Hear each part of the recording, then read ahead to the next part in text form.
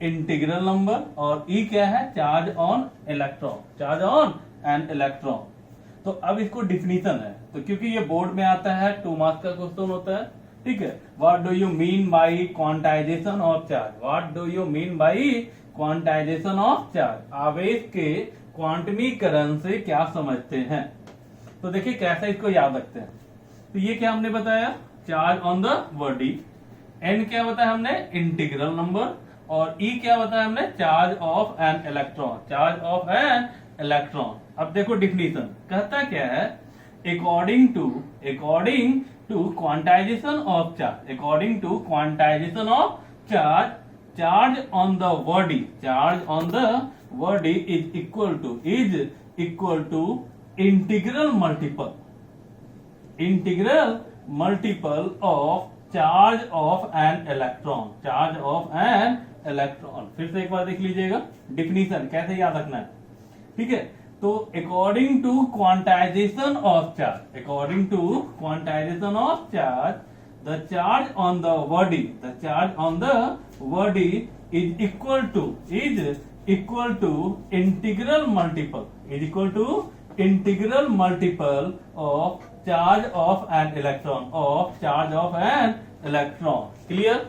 इसको हिंदी में क्या कहेंगे भाई, ध्यान देना यहाँ पे, ठीक है। अगर हिंदी में लिखना हो तो कहता है आवेश के क्वांटमीकरण के अनुसार, आवेश के क्वांटमीकरण के अनुसार किसी वस्तु पर का आवेश, किसी वस्तु पर का आवेश इलेक्ट्रॉन के आवेश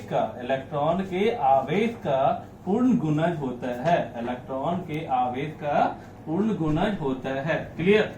फिर से एक बार, ये क्या है, चार्ज है ना, किस पर, किसी भी बॉडी पर, एन क्या है, इंटीग्रल नंबर, और ई क्या है, charge of an electron, charge of an electron. Clear. अब इसको कैसे आप फिर से है ना, कैसे याद रखा जाएगा, तो क्या बताया हमने, कहता क्या है कि किसी वस्तु पर का आवेश, किसी वस्तु पर का आवेश इलेक्ट्रॉन के आवेश का पूर्ण गुणज होता है। क्या होता है, पूर्ण गुणज होता है। क्लियर। अब आप बताइए एन इंटीग्रल नंबर है, तो इंटीग्रल नंबर का यहाँ पे क्या होगा वैल्यू, इंटीग्रल नंबर समझते हो ना, पूर्ण गुणज, दैट इज एक है ना 1 2 3 4 5 डॉट डॉट डॉट एन तक। तो where n equal to 1 2 3 dot dot dot dot dot. तो यहां से अगर n इक्वल टू अगर हम 1 लेंगे तो यहां पे ये कितना होगा, e। तो q इक्वल टू कितना हो जाएगा, e। कब, when put n equal to 1। इससे हमारा एक पॉइंट छोटा सा आया कि किसी बॉडी पर मिनिमम चार्ज कितना हो सकता है, तो इलेक्ट्रॉन के चार्ज के बराबर हो सकता है। कितना हो सकता है, इलेक्ट्रॉन के चार्ज के बराबर हो सकता है ना। तो ये ध्यान रखिएगा, आपसे पूछता है minimum charge exist in the nature is equal to, minimum charge exist in the nature is equal to, तो कितना होगा, charge of an electron, charge of an electron. यानी किसी बॉडी पे मिनिमम चार्ज कितना होता है, तो इलेक्ट्रॉन के चार्ज के बराबर होता है। ठीक है। अब देखो क्वांटाइजेशन ऑफ चार्ज से क्या सीखने को मिलता है जैसे आपको आगे हम बताएंगे कि जब भी कोई बॉडी चार्ज होता है तो वहां पे इलेक्ट्रॉन का फ्लो होता है एक बॉडी से दूसरे बॉडी में, आगे बताया जाएगा। ठीक है। तो इलेक्ट्रॉन का फ्लो होता है, तो इलेक्ट्रॉन का फ्लो जब भी होगा तो इंटीग्रल मल्टीपल में होगा, कभी भी वो फ्रैक्शन में नहीं होगा। मीन्स कहने का मतलब यहाँ से 2 इलेक्ट्रॉन जाएगा, 4 इलेक्ट्रॉन जाएगा, 50 जाएगा। ठीक है। लेकिन ऐसा नहीं होगा कि आपका 1/3 जाएगा और बाकी कहेगा हम नेक्स्ट है ना थोड़ी देर में आएंगे, ऐसा नहीं होता है। जब भी जाएगा तो इंटीग्रल नंबर में जाएगा, ये संभव नहीं है। जब भी जाएगा तो या तो आप बोलिए 2 इलेक्ट्रॉन गया, 4 इलेक्ट्रॉन गया, या 50 इलेक्ट्रॉन गया। क्लियर। तो ये हो गया क्वांटाइजेशन ऑफ चार्ज। फिर से एक बार देखिए क्वांटाइजेशन ऑफ चार्ज क्या है, तो कहता क्या है, according to quantization of charge the charge exists in the nature, या the charge on the body is equal to integral multiple of charge of an electron, Hindi में क्या बोलेंगे इसको, आवेश के क्वांटमीकरण के अनुसार किसी वस्तु पर का आवेश इलेक्ट्रॉन के आवेश का पूर्ण गुणज होते हैं। क्लियर? बस आपको ये ध्यान रखना है फॉर्मूला, ये फॉर्मूला से न्यूमेरिकल भी मिलेगा। तो कितना हो गया फॉर्मूला क्या है, फिर से एक बार रिपीट कर रहे हैं, Q equal two plus minus NE, जहां Q क्या है charge on the body, N क्या है इंटीग्रल नंबर और E क्या है charge on an electron. Clear? फिर हमने यहाँ बताया था Q इक्वल टू E, लेकिन कब, जब N का वैल्यू कितना होगा 1। तो यहाँ से क्या सीखने को मिला कि किसी बॉडी पर मिनिमम चार्ज कितना होगा, तो इलेक्ट्रॉन के चार्ज के क्या होगा बराबर होगा, यानी minimum charge exist in the nature is equal to charge of an electron, charge of an electron. Clear? अब यहाँ से एक न्यूमेरिकल पूछा हुआ है बोर्ड में। एक्चुअली वो क्वेश्चन आपको नीट में भी पूछा है, ठीक है, लेकिन वो बहुत ही पुराना क्वेश्चन है अकॉर्डिंग टू नीट, लेकिन ये बोर्ड में आता है। ठीक है, न्यूमेरिकल क्या है, how many electron in 1 coulomb charge, 1 coulomb charge. तो आपसे पूछता है कि how many electrons in 1 coulomb charge, यानी 1 कूलम में कितने इलेक्ट्रॉन होते हैं। तो भाई यहां बताओ क्या क्या दिया हुआ है, गिवन क्या दिया हुआ है, Q चार्ज कितना दिया हुआ है 1 कूलम, कितना दिया हुआ है 1 कूलम, और आपसे पूछा है नंबर ऑफ इलेक्ट्रॉन, और E का वैल्यू कितना बताया गया था आपको 1.6 into 10 to the power minus 19 coulomb. Clear? तो by quantization of charge, by quantization of charge, आवेश के क्वांटमीकरण से कितना जानते हैं हम लोग, Q equal two plus minus NE, plus minus NE। Clear? तो Q कितना है 1, ठीक है, तो Q आपको 1 है, N और E का वैल्यू कितना 1.6 into 10 to the power minus 19। तो बताइए N इक्वल टू कितना 1 upon 1.6 into 10 to the power minus 19। इसको फाइनली सॉल्व कीजिएगा तो कितना आ जाएगा 10 टू दी पावर 19 अपॉन 1.6। इसको हम लोग लिख सकते हैं क्या 10 इंटू 10 टू दी पावर 18। ये 1.6 है, पॉइंट को हटाओगे एक ना यहाँ क्या होगा बढ़ेगा, एक जीरो बढ़ेगा ना। अब देखिए कितना हो गया 100 अपॉन 60, तो लगभग इसको सॉल्व कीजिएगा तो 6.25 इंटू 10 टू दी पावर 18 आएगा। क्लियर? तो ये क्वेश्चन आपका VBI क्वेश्चन होता है। ठीक है, how many electron in 1 coulomb charge, how many electron in 1 coulomb charge. तो कैसे निकाले, तो गिवन चार्ज कितना दिया 1 कूलम, ठीक है, चार्ज ऑफ इलेक्ट्रॉन कितना होता है तो 1.6 into 10 to the power minus 19 coulomb by quantization of charge Q equal to कितना प्लस माइनस NE। Q कितना है 1, N आपको निकालना था, E का वैल्यू आप जानते हो, तो N इक्वल टू कितना हो गया 1 upon 1.6 into 10 to the power minus 19 coulomb. Finally इसको सॉल्व कीजिए, हो जाएगा। ठीक है, इसी में आपको बहुत सारे न्यूमेरिकल आते हैं, जैसे कर देगा किसी बॉडी पर आपको 4 कूलम है, 4 माइक्रो कूलम है, तो आपको नंबर ऑफ इलेक्ट्रॉन निकालना है, मीन चार्ज दे देगा, ठीक है, और आपसे इलेक्ट्रॉन नंबर ऑफ इलेक्ट्रॉन पूछेगा, है ना, ये आपसे पूछता है। और भी इस पे न्यूमेरिकल आपको दिया जाएगा। ठीक है, कुछ क्वेश्चन हम आपको आज सेंड कर देंगे।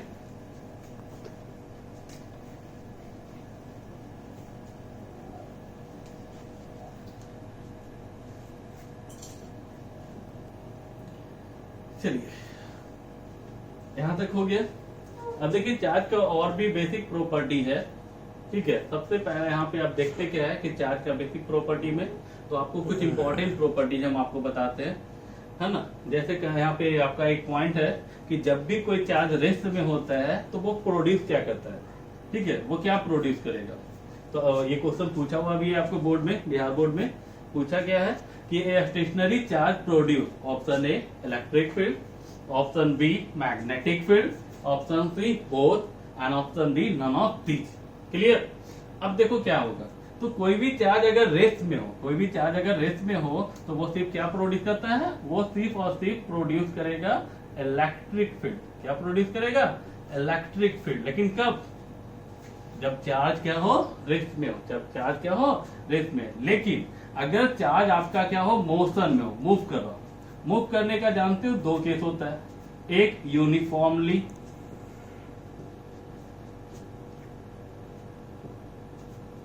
और एक नॉन यूनिफॉर्मली। एक यूनिफॉर्मली, सेकेंड नॉन यूनिफॉर्मली। अगर चार्ज यूनिफॉर्मली मूव करता है तो वो प्रोड्यूस करता है बाबू आपको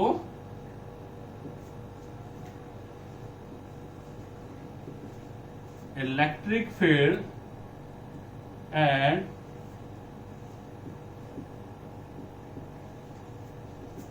मैग्नेटिक फील्ड। क्या प्रोड्यूस करता है, electric field and magnetic field. लेकिन कब, जब चार्ज क्या हो, है ना, यूनिफॉर्मली मूव कर रहा हो, है ना, यूनिफॉर्मली मूव कर रहा हो। और अगर नॉन यूनिफॉर्मली मींस एक्सेलरेशन से मूव कर रहा है तो यहां भी आपको क्या क्या प्रोड्यूस होगा, इलेक्ट्रिक फील्ड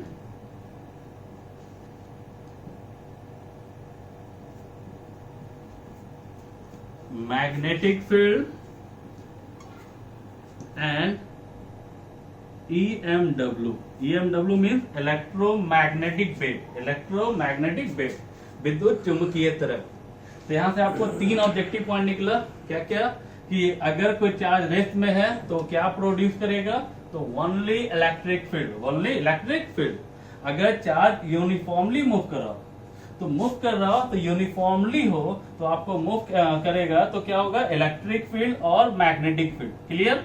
और अगर नॉन यूनिफॉर्मली, है ना, असमान वेग से या त्वरित त्वरण के साथ मूव करता है तो वो प्रोड्यूस करेगा इलेक्ट्रिक फील्ड, मैग्नेटिक फील्ड और electromagnetic wave. Electromagnetic wave. Clear. अब देखो यहां से क्या होगा कि बोर्ड में क्वेश्चन कैसे कैसे पूछा है। तो पहला क्वेश्चन आपका है कि ए स्टेशनरी चार्ज प्रोड्यूस, तो बताइए क्या होगा, only electric field, only electric field. Second question Bihar board का ही है, कहता क्या है, a moving charge produced, a moving charge produced. Option A electric field, option B magnetic field, option C both electric and magnetic field and option D none of the. तो क्या होगा answer, electric field and magnetic field. फिर आ जाइए यहाँ point, यहाँ से आपको IIT का क्वेश्चन है, बहुत पुराना क्वेश्चन है, ठीक है। वहां देखिए क्या पूछा है, when a charge is moving non uniformly then it produces. तो क्या होगा, only electric field, option b only magnetic field, option C both electric field and magnetic field and option d, है ना, both electric field and magnetic field also radiate electromagnetic wave, also radiate electromagnetic wave। तो इसका answer क्या होगा, D. Clear. इसके साथ ये भी हो गया।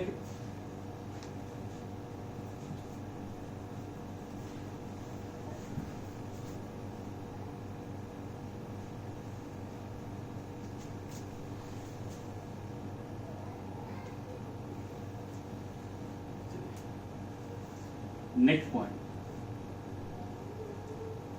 देखिए, नेक्स्ट पॉइंट क्या कहता है ना, कि चार्ज जो होता है वो एडिटिव नेचर का होता है। अब बोलोगे सर एडिटिव नेचर क्या होता है, ठीक है।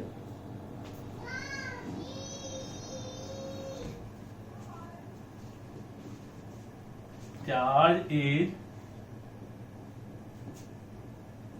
Additive in nature. Charge is additive in nature. Charge किस नेचर का होता है, एडिटिव। अब बोलोगे सर एडिटिव का मतलब क्या हुआ यहाँ पर, तो इसको एडिटिव का हिंदी में योगात्मक कहते हैं। इसका मतलब सेंस समझिएगा। जैसे मान लीजिए ये कोई बॉडी है, इस पे चार्ज है Q1, Q2, Q3, Q4 dot dot dot. तो चार्ज अगर आप टोटल चार्ज निकालना चाहोगे तो सीधे आप ऐड कर दो, ठीक है, आप इसको ऐड कर दो। ये हो गया एडिटिव का मतलब। यानी इसका कहना ये है कि अगर किसी बॉडी पे बहुत सारा चार्ज हो तो अगर आपको टोटल चार्ज निकालना हो तो आप क्या कीजिएगा, सभी को ऐड कर दीजिएगा। सभी को क्या कीजिएगा, ऐड कर दीजिएगा। जैसे एग्जांपल मान लीजिए किसी बॉडी पे 2 इलेक्ट्रॉन है, 4 इलेक्ट्रॉन है, -3 इलेक्ट्रॉन है, 10 इलेक्ट्रॉन है। अब आपसे पूछेगा बताइए इस पे चार्ज कितना है, तो आप कैसे निकालिएगा, तो बताइए Q total 2E 4E -3 plus 10 कितना हो गया, 10 प्लस 2 12 प्लस 4 है ना 16 16 -3 यानी आपका 13। क्लियर, तो ये हो गया। तो चार्ज कैसा क्वांटिटी है, एडिटिव क्वांटिटी है, यानी एडिटिव नेचर का होता है, यानी इसका कहने का मतलब है, ठीक है, एडिटिव नेचर का होता है। यहाँ देखिए आपको थोड़ा प्रॉब्लम हो रहा होगा लाइट के कारण, थोड़ा हम एक बार रिपीट कर दे रहे हैं कि जैसे मान लो ये कोई बॉडी है, यहाँ पे आपको चार्ज दे दिया 2E 4E -3E 10। अब आपसे पूछ दिया भाई यहाँ टोटल चार्ज बताइए, तो आप क्या कीजिएगा, तो हमने बताया चार्ज किस नेचर का होता है, एडिटिव नेचर का होता है। एडिटिव नेचर का मतलब क्या बताए थे कि ये सीधे इसको जोड़ दिया जाता है, क्या कहते हैं, जोड़ देते हैं। तो Q टोटल आप इसको ऐड कर दो, कितना हो गया 2E plus 4E -3E plus 10। अब इसको आप सॉल्व कर सकते हो, 2 प्लस 4 कितना हो गया 6, 6 प्लस 10 16 -3, आप बताओ कितना आएगा 30। क्लियर, तो ये हो गया एडिटिव। अब आते हैं आगे,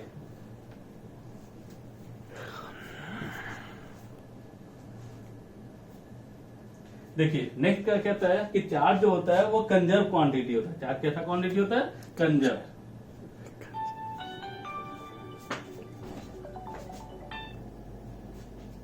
चार्ज इज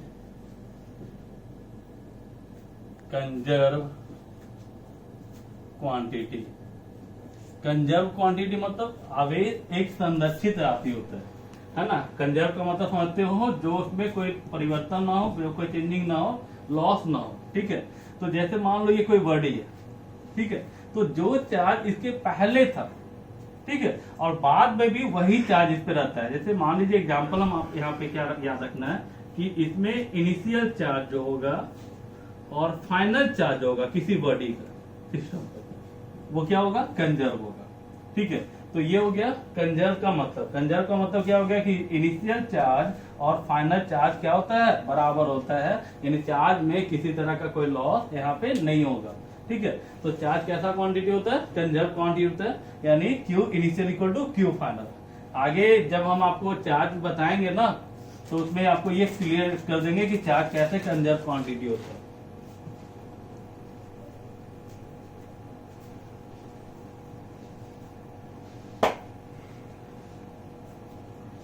चलिए नेक्स्ट पॉइंट हम लोग आते हैं, क्या है ये, देखो ऑब्जेक्टिव पॉइंट है। ऑब्जेक्टिव पॉइंट क्या है, कहता है कि किसी सोप बबल मतलब साबुन का जो बुलबुला होता है ना, उस पर अगर हम चार्ज देते हैं, क्या करते हैं, चार्ज देते हैं, तो इसका साइज पूछता है कि क्या होगा। अगर किसी सोप बबल पर चार्ज दिया जाए तो उसका साइज क्या होगा। तो ये ध्यान रखना कि अगर सोप बबल पे चार्ज दिया जाता है ना, तो उसका साइज जो होता है वो बढ़ता है। क्या होता है, बढ़ता है। किस कारण से बढ़ता है, तो इसका इंटरनल प्रेशर जो होता है, आंतरिक दाब जो होता है वो बढ़ जाता है। क्या होता है, बढ़ जाता है। तो फिर से एक बार रिपीट कर रहे हैं कि अगर किसी सोप बबल पर चार्ज दिया जाता है तो उसका साइज क्या होगा, बढ़ेगा या घटेगा, तो बढ़ेगा, है ना। अगर बाई चांस पूछ दिया किस कारण से, तो due to increase in internal pressure, due to increase in internal pressure, आंतरिक दाब बढ़ने के कारण, ठीक है। इसका क्वेश्चन भी बोर्ड पूछ चुका है। कैसे पूछा है, जो बताते हैं कि when charge is given on soap bubble, when charge is given on soap bubble, then its size will be, option a increases, option b decreases, option c remain same and option e none of the, है ना, none of the. तो क्या होगा, increases. Clear. अब इसी question को IIT पूछा था मल्टीपल चॉइस में, तो उसमें क्या दिया था कि when charge is given on soap bubble, they, option a its size will be increases, option b its size will be decreases, ठीक है, option c internal pressure increases, internal pressure decreases. तो क्या होगा इसमें आंसर, दो option होगा ना, पहला कि इसमें साइज क्या होगा, इंक्रीज करेगा, और इंटरनल प्रेशर क्या होगा, इंक्रीज करेगा। चलिए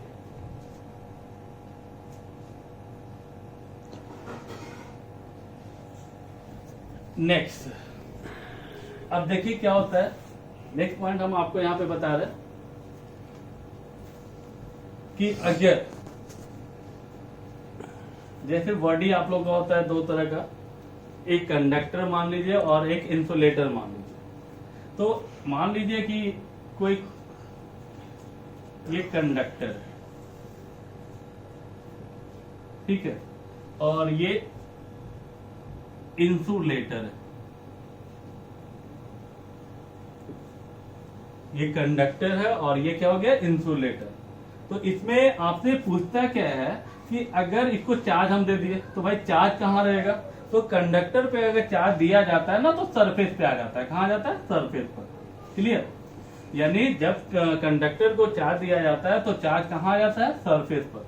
लेकिन अगर इंसुलेटर के केस में चार्ज जहां रखा, मतलब कहाँ रहेगा, तो जहां आप रख दोगे, यानी जहां रखने का मतलब क्या रखोगे, या तो इनसाइड रखोगे या तो सरफेस पर। यानी आप जहां रख दो, इनसाइड रखोगे तो इनसाइड रहेगा, सरफेस पे रखोगे तो सरफेस पे। लेकिन कंडक्टर के केस में है, आप कहीं भी रखोगे चार्ज ऑटोमेटिकली कहाँ जाएगा, सरफेस पर। तो अब बोलोगे सर इसका क्वेश्चन कैसे आता है। तो देखिए क्वेश्चन कैसे आता है। तो पहले पॉइंट को समझ लीजिए एक बार फिर से, कि जब किसी कंडक्टर पे चार्ज को दिया जाता है तो चार्ज कहाँ होता है, सरफेस पर। अगर इंसुलेटर को दिया जाता है तो चार्ज कहाँ होता है, ठीक है। तो जहां उसे रख दिया जाए, जहां उसे रखने का मतलब क्या हो गया, या तो इनसाइड या तो सरफेस, या तो इनसाइड या तो सरफेस। क्लियर। तो अब देखिए क्वेश्चन यहाँ पे बिहार बोर्ड में पूछ चुका है इसको कि when charge is given on insulator then the charge है ना will be, option a always inside, always surface, option c may be inside, option none of the. तो बताइए ऑलवेज इनसाइड तो होगा नहीं, ऑलवेज सरफेस भी नहीं होगा। तो यहाँ मे भी लगाने का मतलब क्या हो सकता है, तो होने का मतलब क्या हो गया, या तो आप इनसाइड होगा या तो सरफेस पे होगा। तो इसका आंसर क्या होगा, सी होगा। तो ये भी आपका क्वेश्चन बोर्ड पूछ चुका है।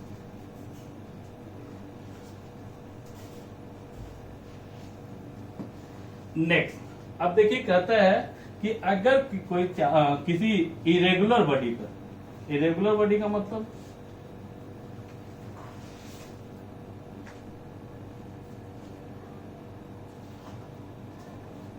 ठीक है, इरेगुलर शेप का कोई बॉडी हो और इस पे चार्ज दिया जाए, क्या किया जाए, चार्ज दिया जाए। तो आपको यहाँ चार्ज डेंसिटी पूछता है, चार्ज डेंसिटी पूछता है, ठीक है। तो चार्ज डेंसिटी कैसे निकाला जाता है, तो आपके माइंड में एक फिर क्वेश्चन उठा होगा कि सर चार्ज डेंसिटी क्या है। तो बाबू नेक्स्ट क्लास थोड़ा सा वेट कीजिएगा, उसको बताएंगे चार्ज डेंसिटी, ठीक है। यहाँ आपका एक रिलेशनशिप अभी जान लो, आगे जरूरत पड़ेगी। Sigma inversely proportional to r, sigma inversely proportional to r, okay, ठीक है। तो sigma inversely proportional to r, तो सिग्मा क्या है, सरफेस चार्ज डेंसिटी, और आर क्या होता है, रेडियस ऑफ कर्वेचर। तो यहाँ देखिए क्या होता है, जैसे यहाँ देखना होगा कैसे निकालेंगे। तो जैसे मान लीजिए यहाँ का सिग्मा 1 है, सिग्मा 2 है, सिग्मा 3 है। रिलेशन निकालना होगा, किसका ज्यादा होगा किसका कम होगा। तो कैसे कीजिएगा, यहाँ देखिए, तो सबसे यहाँ मान लीजिए एज फॉर एग्जाम्पल ये आपका R1 है, ये R2 है और ये R3। क्लियर, R1 R2 और R3। तो R1 R2 और R3 है, तो कैसे इसको देखिए, तो सबसे कम रेडियस किसका है, R3 का। तो ये इनवर्सली है, तो ये कम होगा तो ये ज्यादा होगा। तो sigma 3 greater than sigma 2 greater than sigma 1। Clear, तो ये आपका एक ऑब्जेक्टिव यहाँ भी आता है। तो यहाँ तक हमने बता दिया। तो यहाँ पे क्वांटाइजेशन ऑफ चार्ज से कुछ न्यूमेरिकल होते हैं, वो हम आपको है ना आज सेंड कर देंगे। आप उसको अटेम्प्ट ले लोगे, नहीं बनेगा तो फिर हम उसको सॉल्व करेंगे। Okay, bye.